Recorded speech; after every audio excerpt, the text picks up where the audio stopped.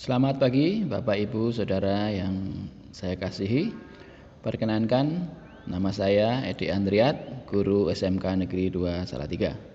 Saya adalah peserta pendidikan calon guru penggerak Angkatan 7 Kota Salatiga. Perkenankan, saya akan menyampaikan materi berkaitan dengan pengambilan keputusan berbasis nilai-nilai kebajikan sebagai seorang pemimpin. Ini adalah tugas koneksi antar materi modul 3.1.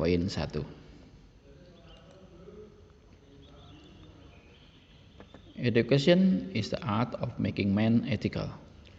Quote ini disampaikan oleh George William Friedrich Hegel tahun 1770 sampai 1831.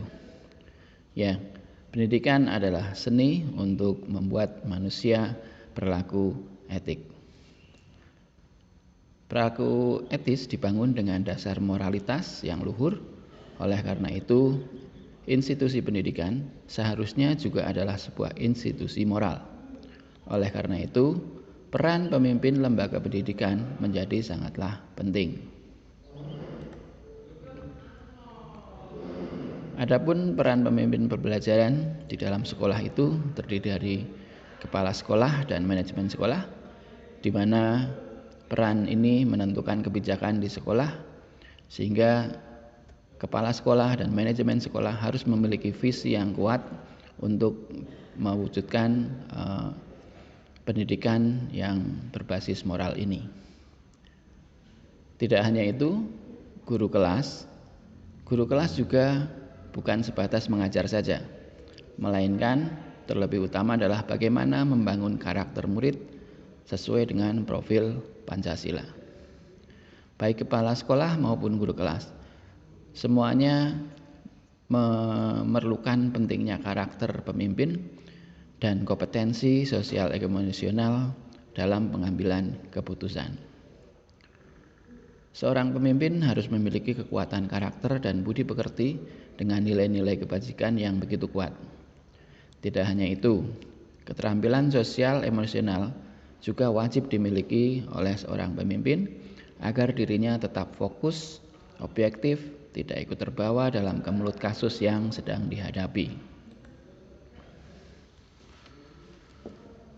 Ki Hajar Dewantara telah menyampaikan pesan kepada kita semua sebagai seorang pendidik melalui Pratap Trilokanya.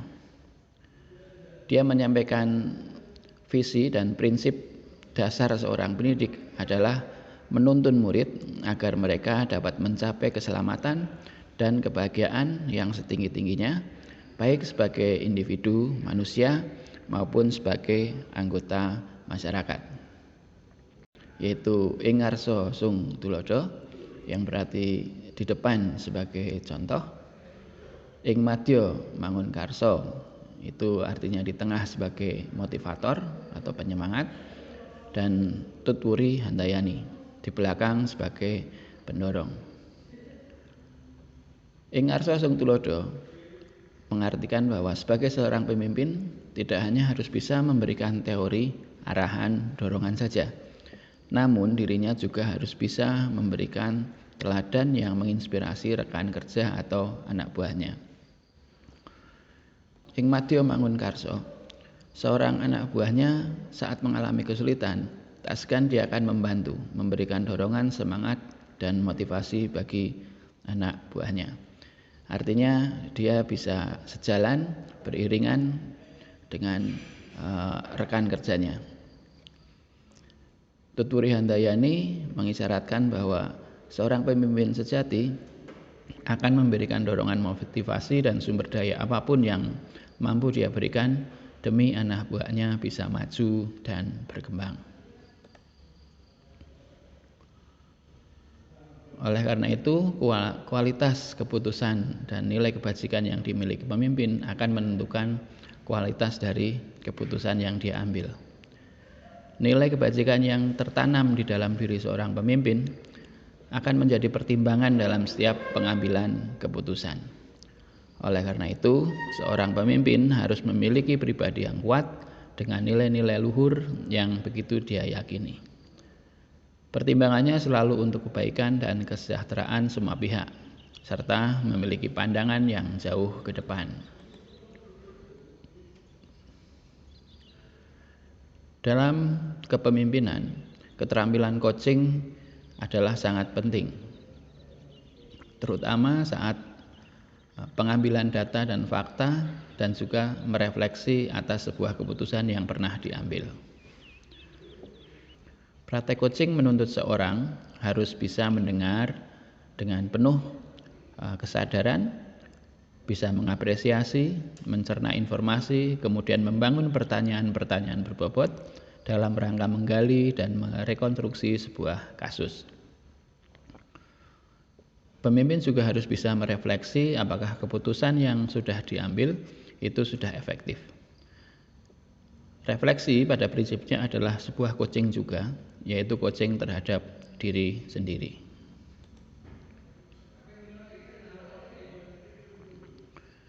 Suatu keputusan yang diambil oleh seorang pemimpin adalah merupakan cerminan pribadi seorang pemimpin tersebut.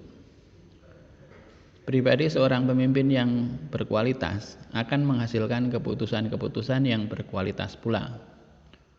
Keputusan seorang pemimpin yang memiliki pribadi yang terpuji akan berdampak pada terciptanya lingkungan yang positif, kondusif, aman, dan nyaman bagi semua orang.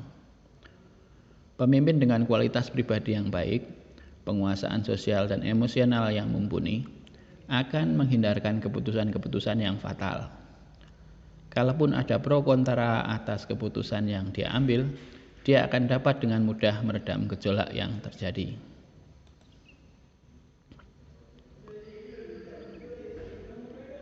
Pemimpin juga memiliki kewajiban untuk menyebarkan nilai-nilai kebajikan kepada bawahannya.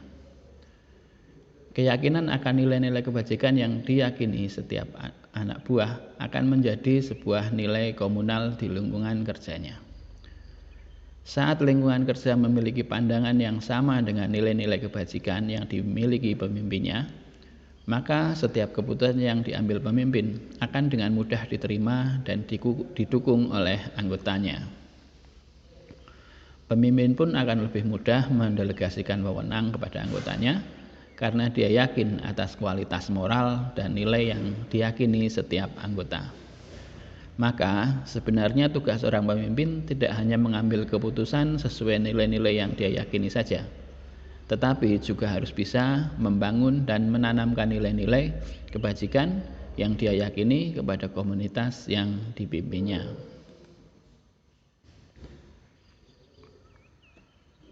Sekarang aplikasinya kepemimpinan itu pada seorang guru. Guru adalah kunci dari kemajuan suatu sekolah. Guru merupakan garda terdepan dalam melayani murid. Ini juga akan menentukan kualitas sebuah sekolah.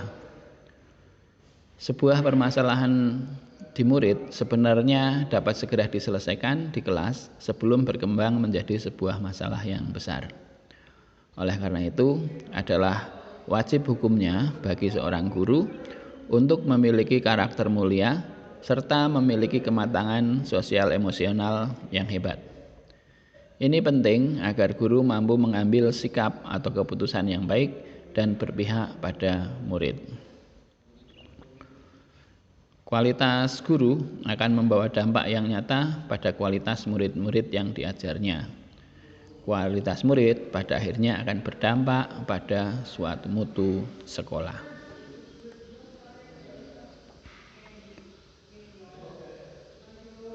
Guru memiliki kebebasan untuk menentukan cara mengajarnya.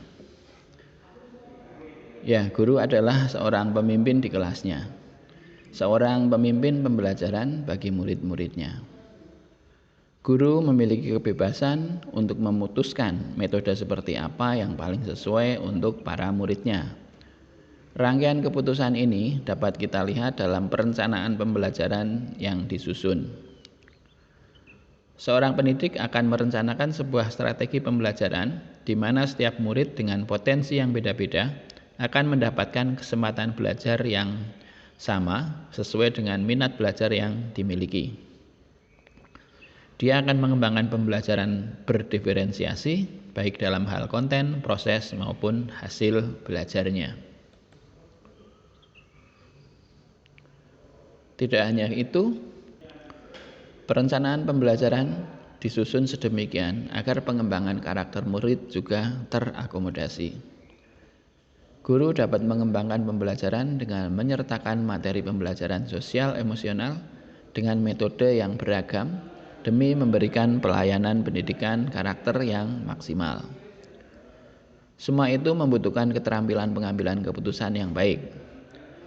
Semua kembali atas dasar keutamaan berpihak pada murid. Oleh karena itu, keputusan guru akan berdampak pada masa depan muridnya.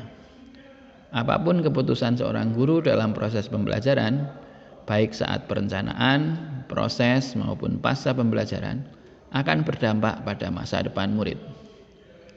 Sebagai ilustrasi, saat guru mendapati kecurangan pada muridnya saat ujian, dia bisa mengambil langkah untuk tetap membiarkan ketidakbenaran itu dengan harapan situasi kelas menjadi tetap kondusif, atau dia mengambil keputusan untuk menghukum anak tersebut untuk maju di depan atau keluar dari ruangan, atau dia memberikan kode kepada siswa tersebut bahwa dia tahu terjadi kecurangan dan kemudian setelah selesai akan memberikan restitusi.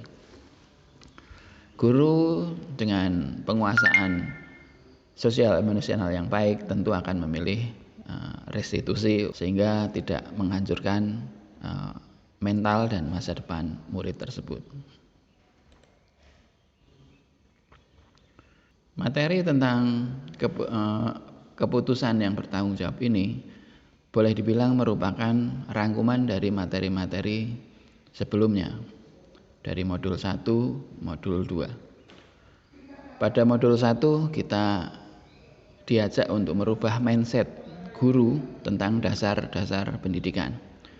Di modul 1 kita belajar tentang filosofi pendidikan nasional, nilai-nilai dan peran guru dan juga visi guru penggerak, serta budaya-budaya positif. Adapun modul 2 di sana lebih bagaimana merubah mindset kita sebagai guru tentang murid. Di sana diajarkan tentang diferensiasi pembelajaran, pembelajaran sosial emosional, juga metode coaching. Kemudian di modul 3.1 ini adalah keputusan yang berpihak kepada murid. Kita diajarkan bagaimana mengambil keputusan yang berpihak pada murid berdasar nilai-nilai kebajikan universal serta bertanggung jawab atas keputusan yang diambil.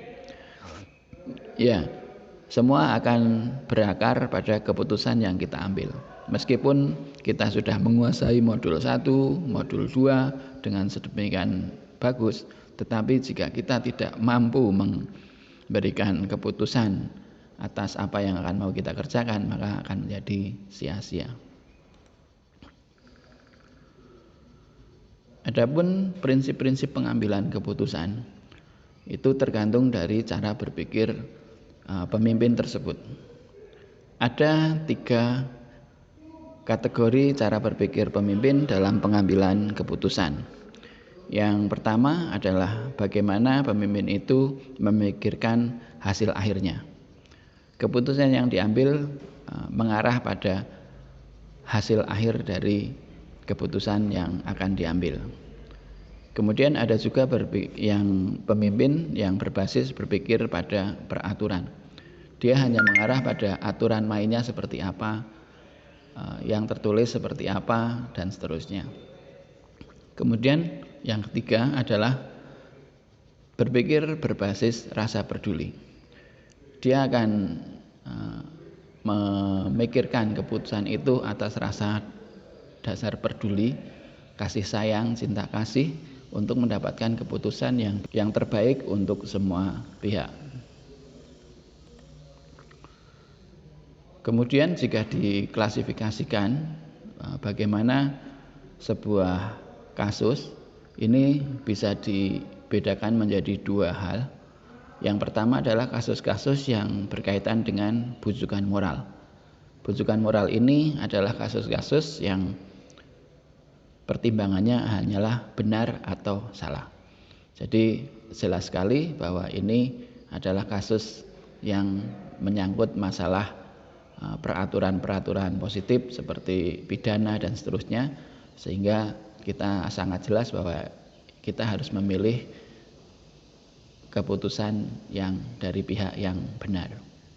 Namun ada juga kasus atau masalah yang muncul di mana kondisinya adalah sama-sama benar. Nah, jika kasus yang seperti ini terjadi, ini kita masuk dalam dilema etika. Minimal ada 4 paradigma dilema etika yang mungkin bisa terjadi.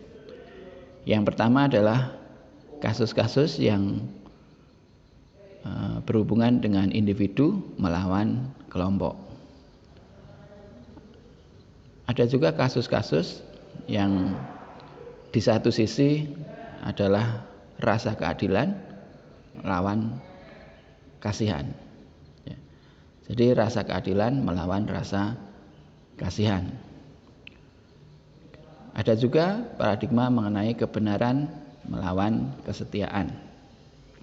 Ada kasus paradigma yang jangka pendek melawan jangka panjang.